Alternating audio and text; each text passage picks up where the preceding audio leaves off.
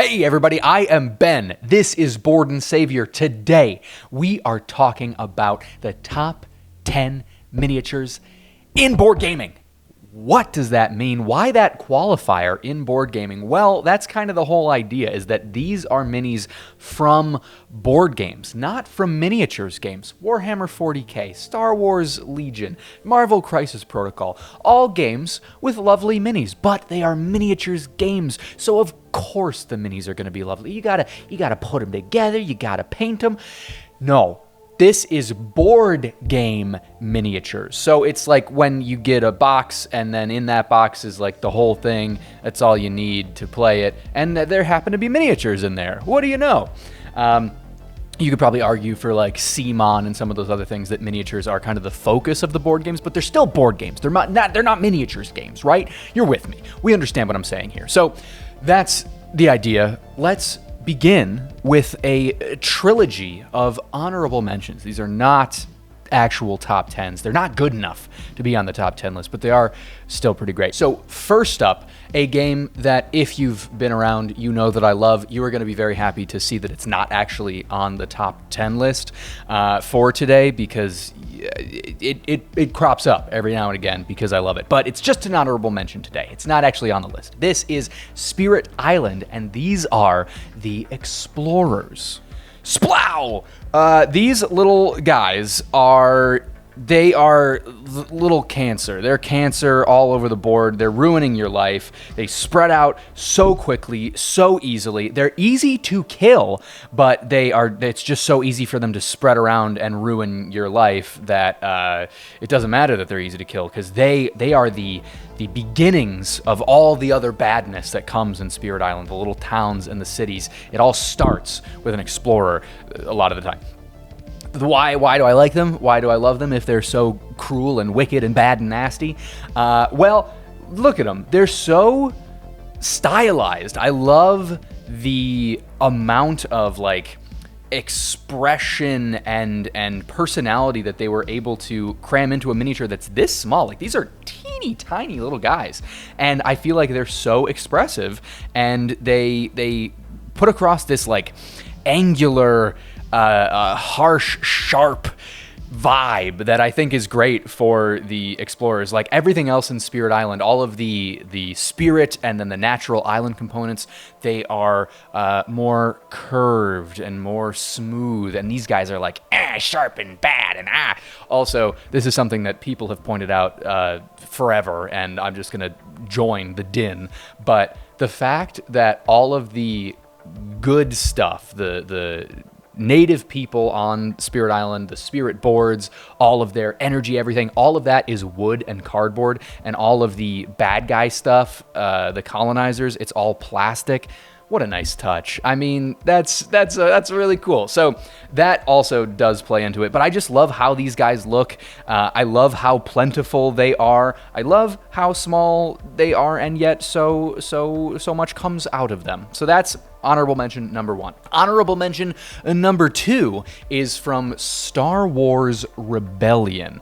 And why is this on the list? What is the thing? It is, boom, Star Destroyers.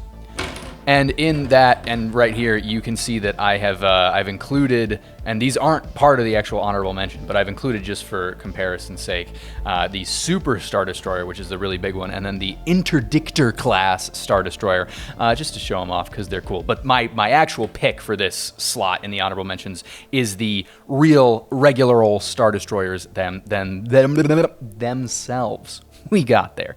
The reason I like these and the reason that they are on the list is there's a lot of iconic ships, both fighters and capital ships, and obviously the Death Star, the big old space station. A lot of iconic designs in Star Wars, and seeing them translated in Star Wars Rebellion across the board is very fun to see. But there's something about the Star Destroyers specifically that in this scale, like the X-Wings, the Y-Wings, all those ships, they look great, but they're so small that they're kind of like insignificant in my mind, which is weird because like the last one that I just talked about I loved it because it was so tiny and cute. But There's something about the size of these when you put them up against those little X-Wings and Y-Wings and all that. These are scary. And this is also scary. The Super Star Destroyer is scarier because it's bigger, but these are a more iconic and recognizable, more ubiquitously Star Wars thing. And so, I don't know, it's just seeing them on the board in various spots. Like when I'm playing as the Rebels and you see that there's like 2 Star Destroyers in a system, you're like, oh, I can't go over there.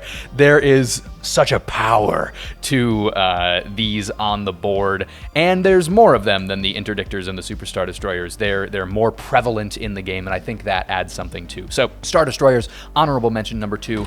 Wrapping us up, get out of here, get out of here. Wrapping us up in the honorable mentions category, we're gonna go to back to an island, back to a tropical setting.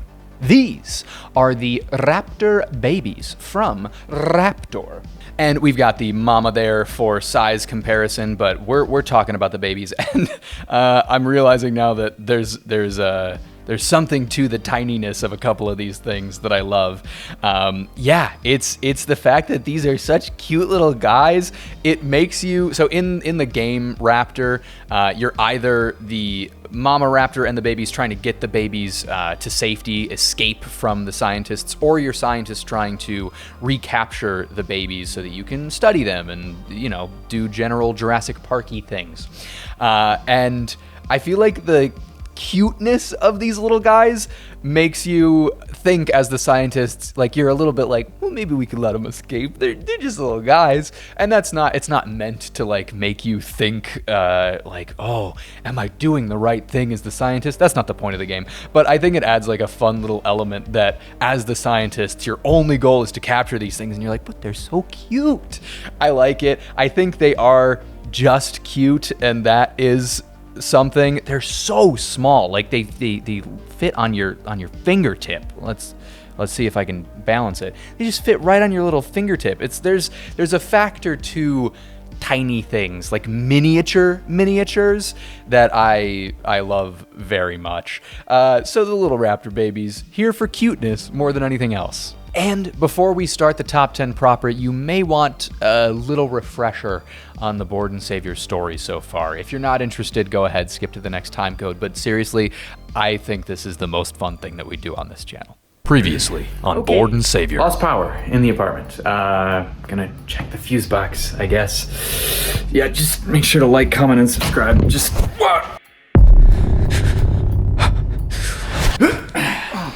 Okay, so I know that might have been scary, but 20 through 11, you did that all by yourself, and we didn't want you to have to do that again, so we took over. Hey, fellas, sorry to butt in. I made the cookies, so... Oh my gosh, thank you so much. Hey, enjoy. Actually, you know what? I made them, so I feel like I earned it.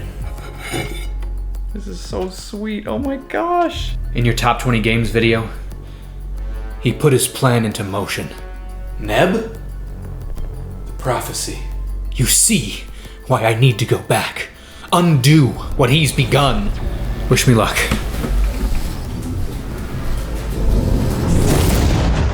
I'm sure none of that'll be relevant for today's video. Number 10, Santorini, building blocks. Okay, before anyone gets mad at me, because this is technically 4 separate pieces, I deal with it. I don't know. I'm sorry. This is my channel. I do what I want here. They stack into one whole thing, right? This counts as a miniature. We're gonna let it count. I don't think there's anything else like this on the list where it's like technically multiple pieces coming together. Get over it. Too mean. Sorry. I've gone too far.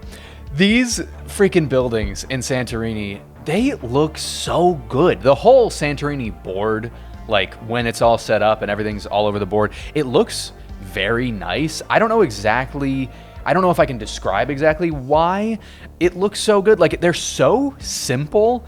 They're not like super detailed, but I don't know. There's something about the look of these completed buildings, and even in like the halfway points, like that looks great. That, oh, so sorry. That looks great. Like, they are just so satisfying. The simplicity, they're not tiny. I mean, compared to buildings, it's pretty small. But the simplicity of them is satisfying. There is satisfaction in the cleanness of the design.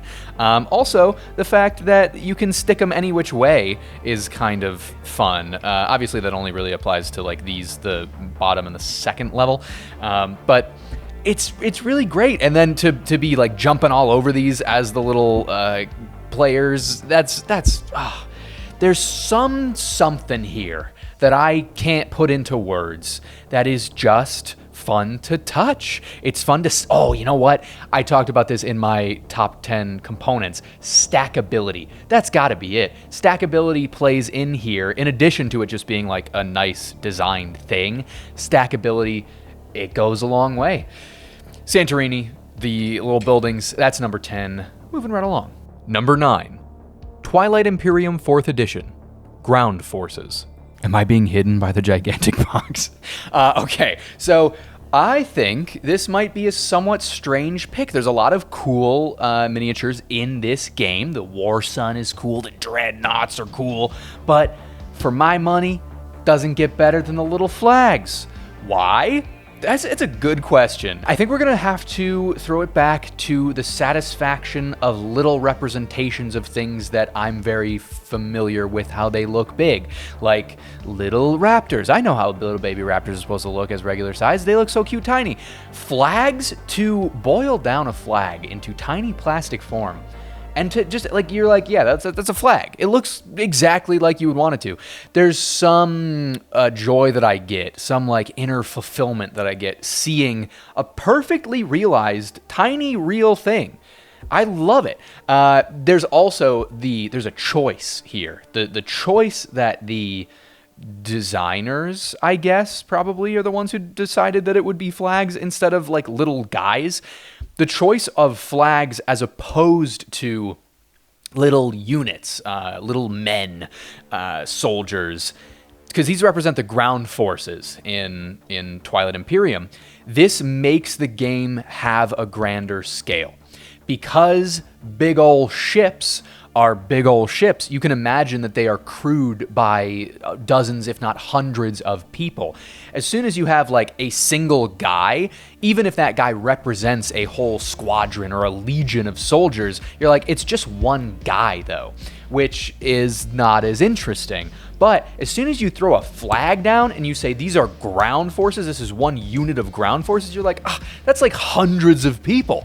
It makes the scale of it feel bigger, even though it's a little tiny thing.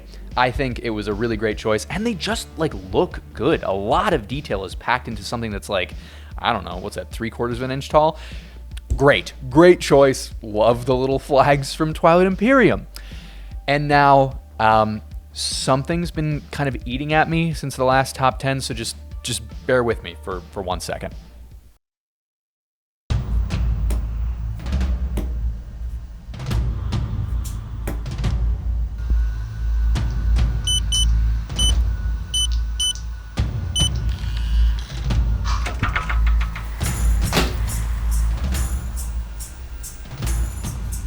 Hello again.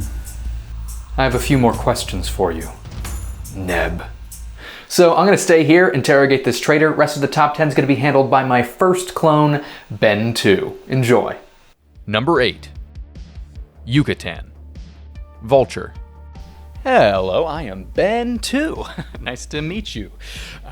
Okay, before we get going with the discussion of this, I just want to take a real quick second to address Catan and Madigo and say thank you so very much. I and many other fans of Madigo games were quite critical of the rulebook specifically. There was some real issues with the translation. There were some confusing things and some actually just like incorrect elements of the rulebook, and Madigo Games like pretty quickly got on top of it, put out a new rulebook which is downloadable, printable, all of that stuff. Madigo's not paying me to say this in any way. They've not sent me anything free at the moment. If they do, I'll let you know. But Yeah, this is just a like, thank you for listening to myself and other people who were like, hey, we really wanted to like this game and the rulebook made it more difficult to. So now the rulebook is not going to be that same hurdle to enjoying the game. Regardless, this vulture, super freaking cool. that's my thesis. This vulture is great. It is just a big old guy. Like, as excited I am by little guys, I'm excited by big guys. Packing a ton of detail into something like this looks like it would be a very good time to paint, and is just it's just a vulture, right? Like, there's giant centipedes and giant spiders and things in this game. Vultures on the grand scheme of scary monsters, they don't rank all that highly, but because of the wingspan of this sucker, board game reference, because of the wingspan, he looks threatening, he looks scary, and I feel like that's just a good just kind of use of your miniature medium, like that you can make a, maybe in some people's mind, a lesser threat seem so scary and imposing, and you're like, okay, yeah, I totally get why the vulture's on the same level as this like giant spider. He looks freaking scary. So vulture, this is almost like exclusively a coolness factor. I think he looks great. It is the mini from Catan that stands out the most to me in terms of its grandeur and its quality. So the vulture from Catan, I love this little guy. Number 7. Unmatched Battle of Legends Volume 2. Bloody Mary. Okay, so I've said it once so far, her name. And we know what happens when you say it 3 times. So just like, I'm going to be careful as I talk about this miniature, just to keep that to a minimum. All right. This miniature, whose name we all know, is wow, what an inventive way to display this particular character. So we know that in kind of the mythology of, I'll say it one more time and that's all I get. In the mythology of Bloody Mary, we know that the mirror is huge. You look into the mirror, you say her name 3 times, and then she appears. I guess in like this interpretation by like shattering out of the mirror, which I don't know how accurate that is to like the folklore, or if she just like sort of appears behind you in the mirror and then she's there. I have no idea what the actual story is, but I feel like this is a miniature that evokes a full story. Have I said it 3 times? Did I accidentally say it somewhere in there? I don't think I did. I think I'm okay. I really don't remember.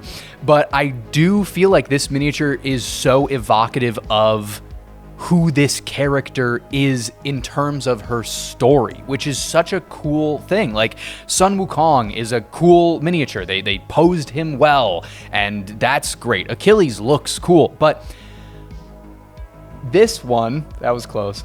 This one tells a story with the miniature. You know what happened just before this moment was immortalized in miniature form. I'm so sorry, lady. You know what just happened. Someone said it, and she's coming out of the mirror. It's great. And then the 3, because in Unmatched Battle of Legends Volume 2, her whole thing revolves around 3s. There are so many benefits that she gets if you can do certain things relating to 3s. Play 3 whatevers, you get a 3rd action, all this kind of thing. And so there's 3 of her in the mirror in various points, and then there's so many pairs of hands coming out. It's so eerie and spooky.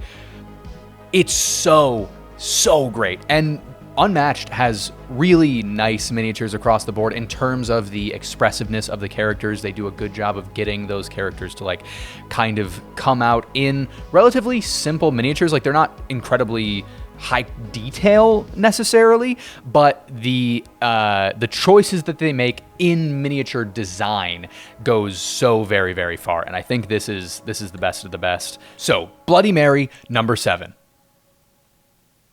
Number 6, Cthulhu Death May Die, Shoggoth.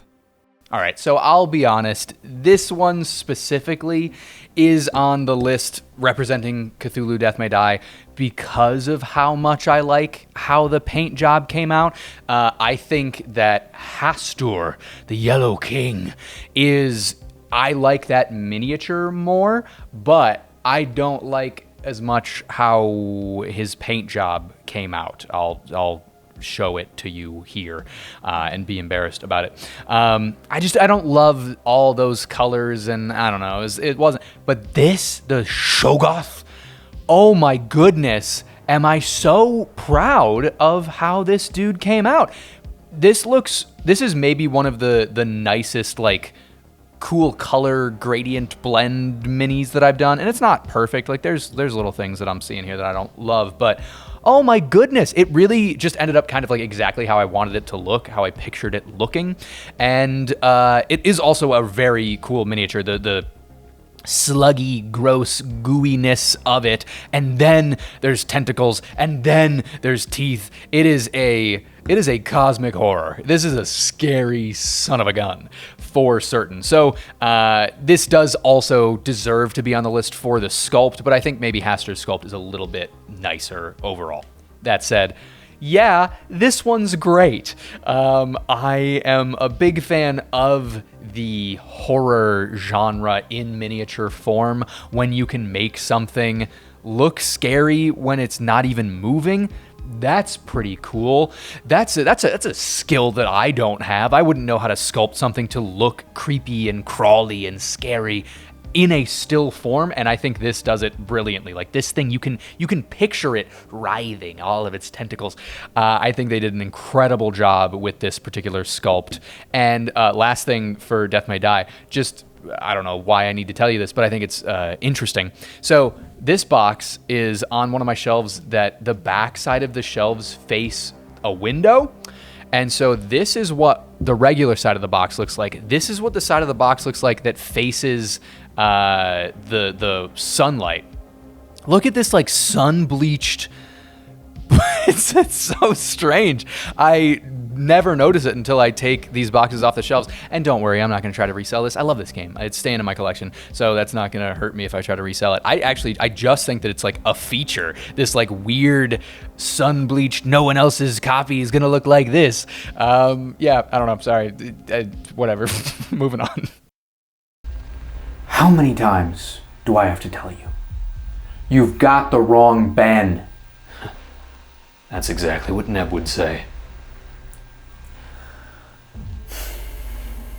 So tell me, what do you know about time travel? He did it?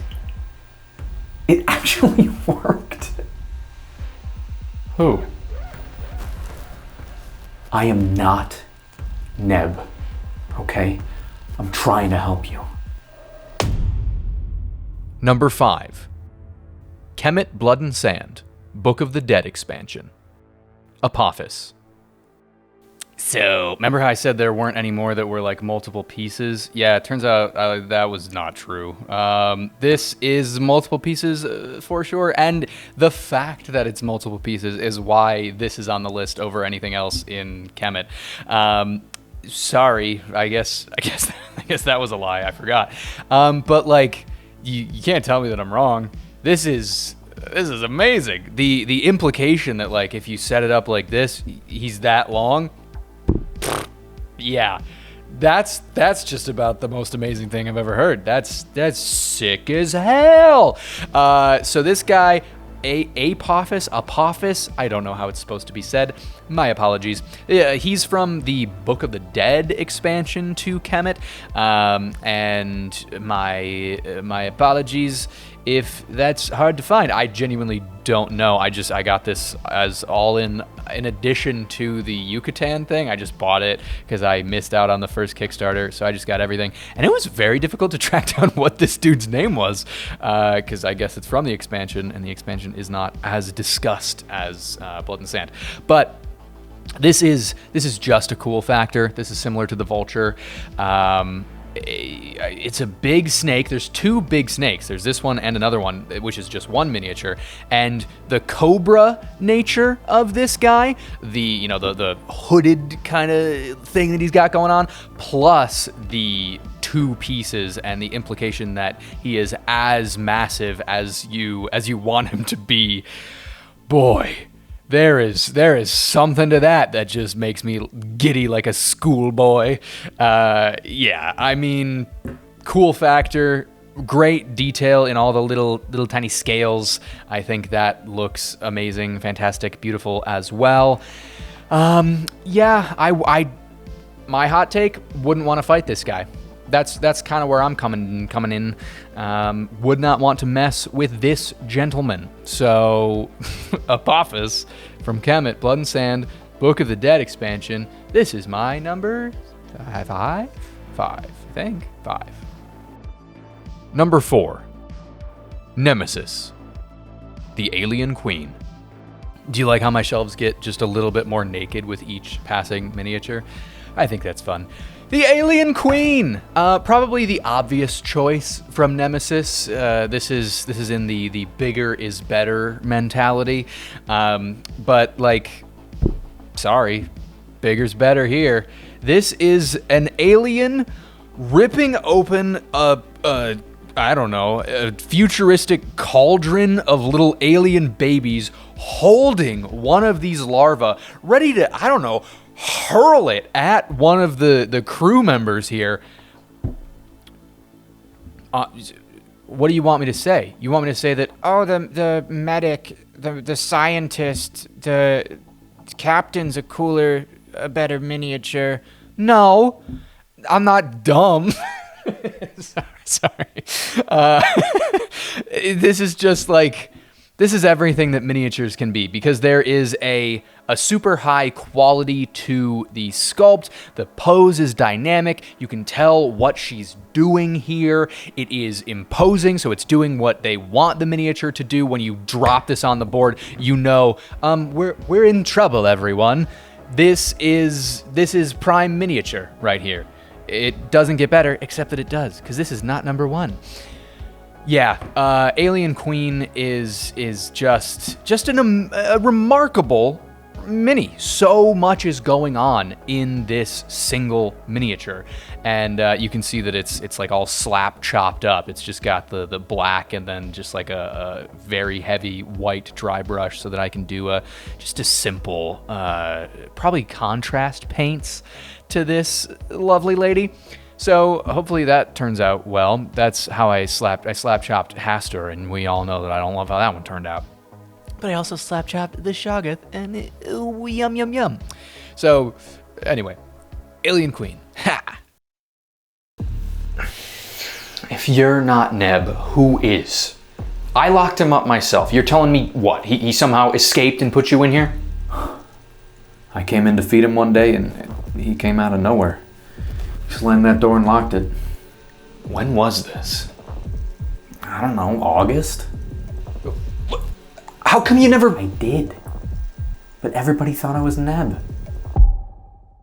Number 3, Blood Rage, Fire Giant.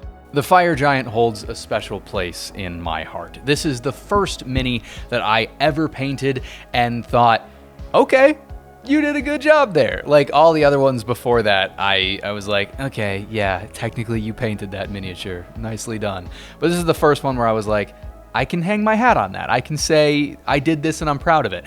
Now that I look at it, I'm like, well, you really did just like do a base coat of all the colors and then wash, and that's all. There's no highlights, there's none of that stuff. So now I think I would do a better job with this, but for it being so early on in my painting career, very happy with the Fire Giant, and like it's a nice thing to be able to look back and be like, this is the first one that I was proud of. Also, I think it's the best miniature out of Blood Rage. Like, even aside from that fact, I think Fire Sword, that's amazing. Sword that is on fire. You can't go wrong. This helm thing here, very nicely detailed. That's a lot of fun to paint. All of the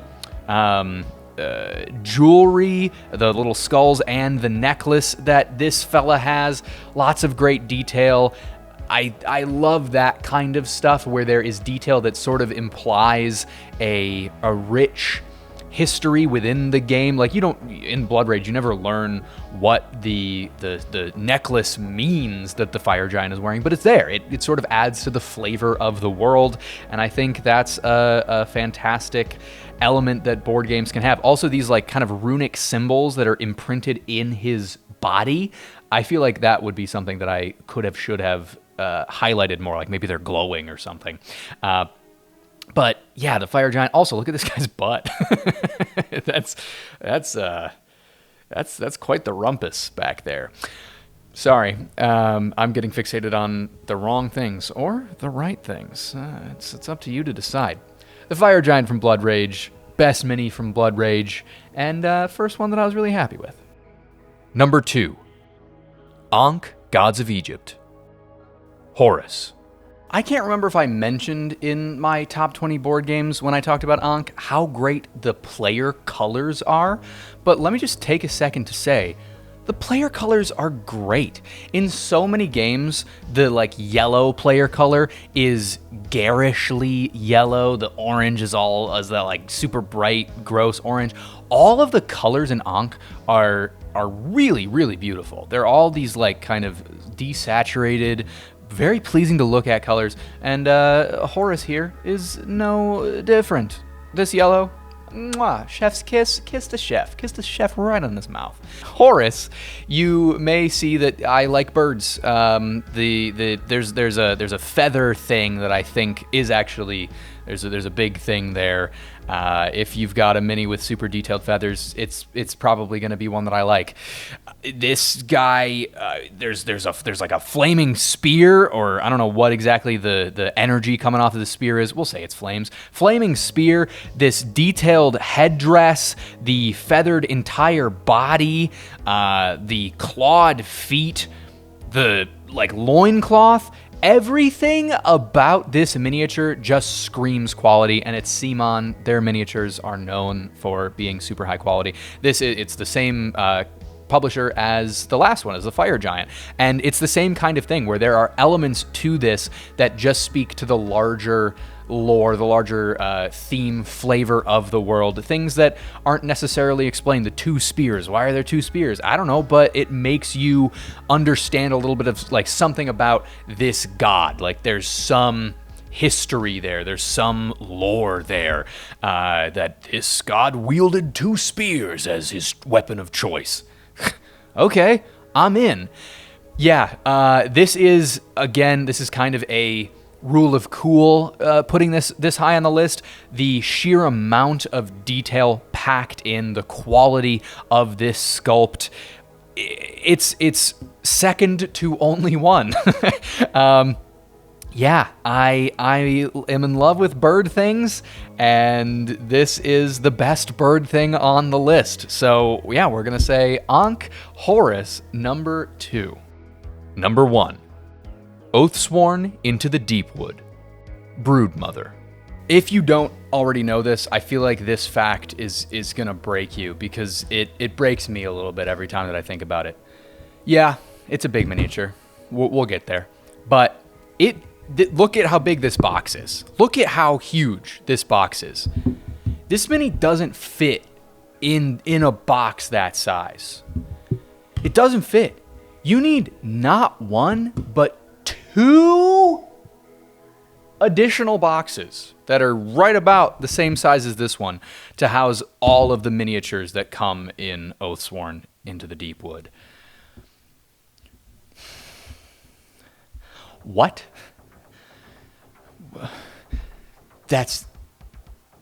I chose that? I chose to buy that? Well, it's my number 1 on this list, so I guess it was a good call. I mean, clearly I love it. I do love it. I'm not gonna talk all about the philosophical whatevers and whatever, but wow, we have come a long way from the little tiny what are they, like the little plastic pieces in Risk? We've come a long way from those little triangles or whatever.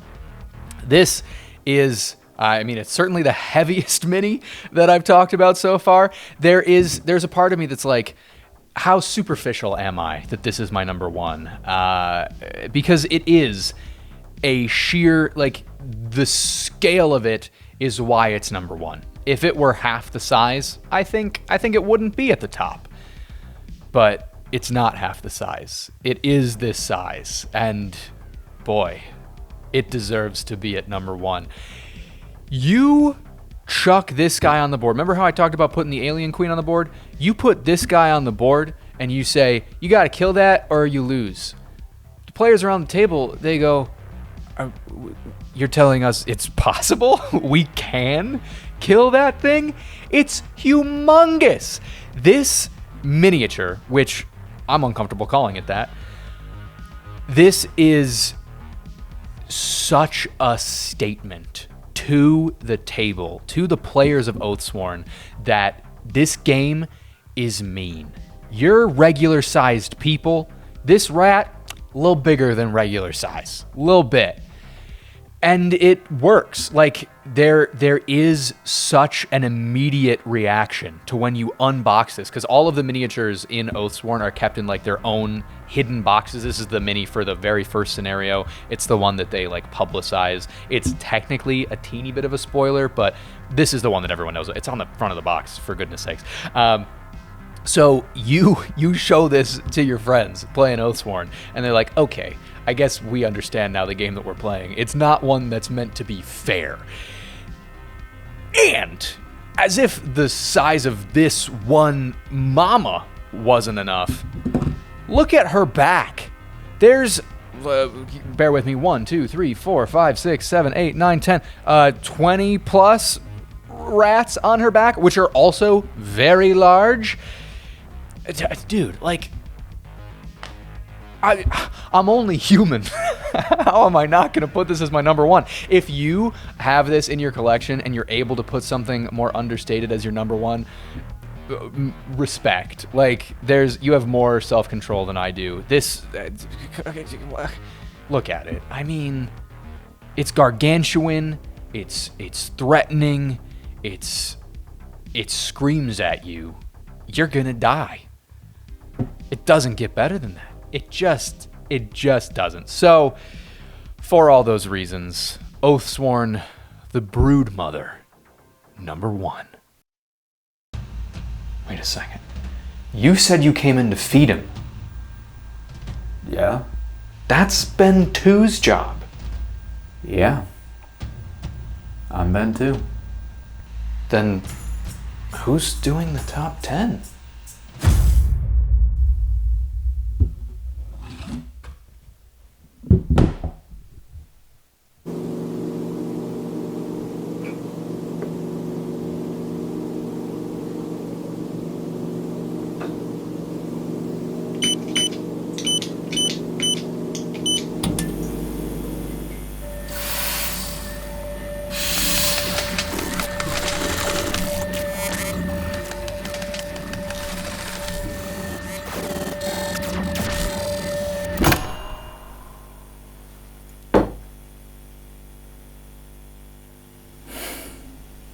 Happy birthday.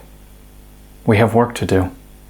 But first, the outro. Thanks so much for watching, everyone. If you enjoyed this video, give it a like, hit that subscribe button, do those things that YouTubers tell you to do. Also, maybe leave a comment. Tell me what your favorite miniatures from board games are. I'd love to hear. If I didn't mention them, maybe I don't have them, maybe I go get them, and then I have more board games. Oh no, this is a problem now. Sorry. If you are not sick of Board and Savior yet, maybe go watch my top 10 components video. That one's very fun. I think you'll like it. All right, goodbye. Bye!